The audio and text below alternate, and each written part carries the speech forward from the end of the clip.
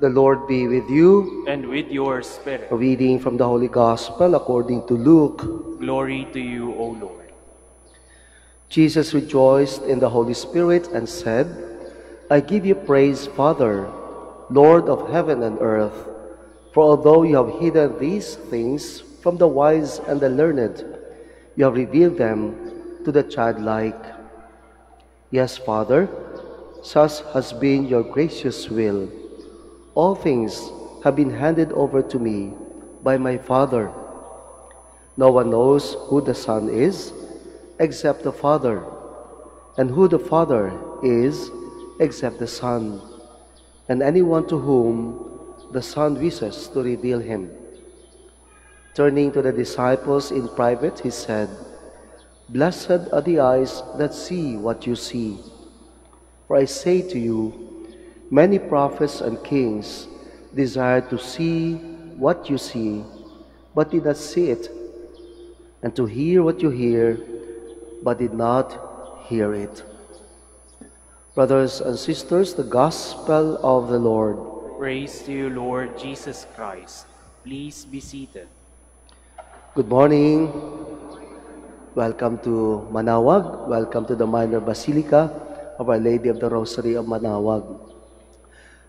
Alam niyo noon, hindi ko maintindihan kung bakit may mga fans humihiyaw, nawawala ng malay, sumisigaw, masayang-masaya pagka nakita nila yung kanilang idol, mga sikat na artista, politicians, players, singers.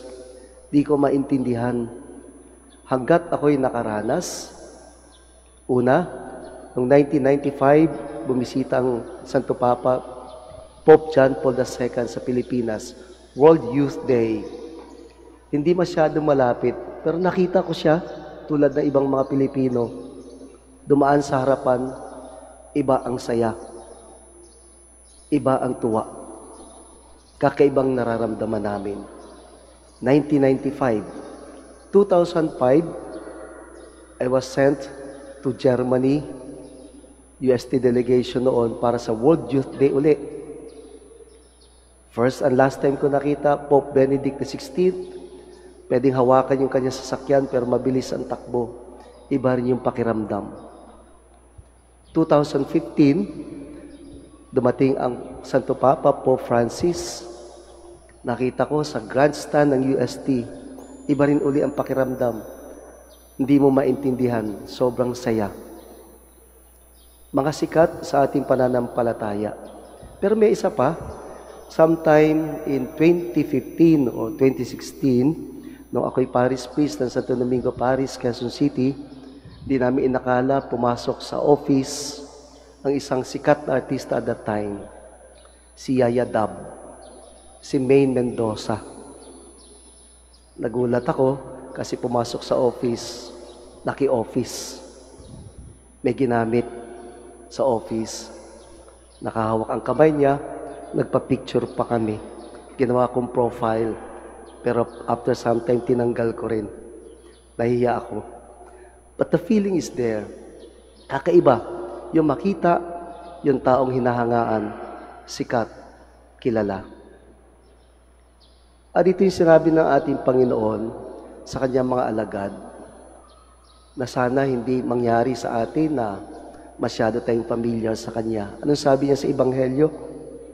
Blessed are your eyes because you see. Maraming nangarap na makita siya. Hari, propeta in the past. At siya nakita ng mga alagad. I hope they really and truly feel blessed at that time. Just imagine, Diyos naging tao. The Word became flesh. Love came in person, personified. Wisdom seen in the flesh. Napaka-blessed nila. Biniyayaan. Pwede natin maitanong sa panahon natin, are we less blessed because we have not seen the Lord physically in person? Not at all, my dear brothers and sisters. Para sa akin, iniwanan tayo ng ating Panginoon. Mga bagay para maalala siya, makita siya. Jesus left us, for example, the sacraments, which are visible signs that give us grace, that make us assured of our salvation. The most important of all is the Eucharist. Kaya nga sana, sa bawat taas ng pari at pagsabi ng pari, "This is my body, this is my blood," we hear the very words and the voice of Jesus telling us, assuring us, "Here I am." When the priest says, "Behold the Lamb of God," marami sa ating mga Katoliko na yumuyuko lang, sana tumingin tayo.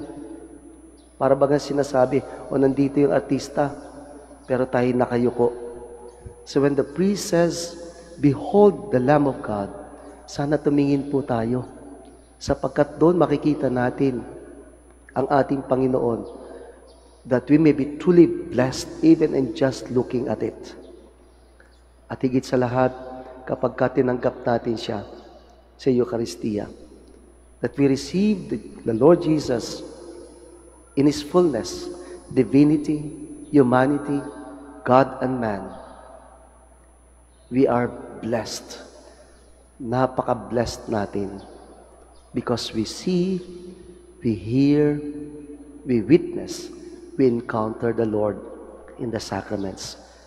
Isang bagay kung medyo nalulungkot ako pagka narinig ko mga pumunta ng Manawag. Pumunta kayo ng Manawag, nagsimba kayo.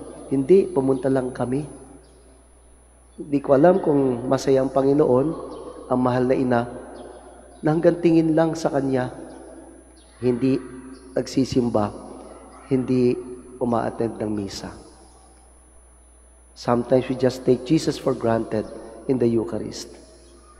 Mga kapatid, pagdasal natin sa araw na ito, mapalalim pang ating pananampalataya sa Kanyang presensya at ipagdasal natin ang ating mga kapatid na hindi na nagsisimba. They missed a lot.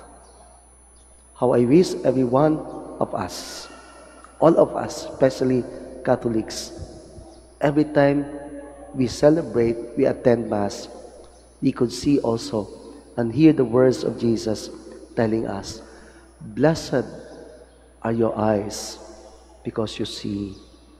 Blessed are your ears because you hear." And the gospel proclaimed, the homily delivered, the songs sung. Blessed are your eyes. And so today when we go home, let's feel that blessing and share it to others. Maramdaman natin, tayo ay pinagpala sapagkat tayo nakarinig, ating nakita.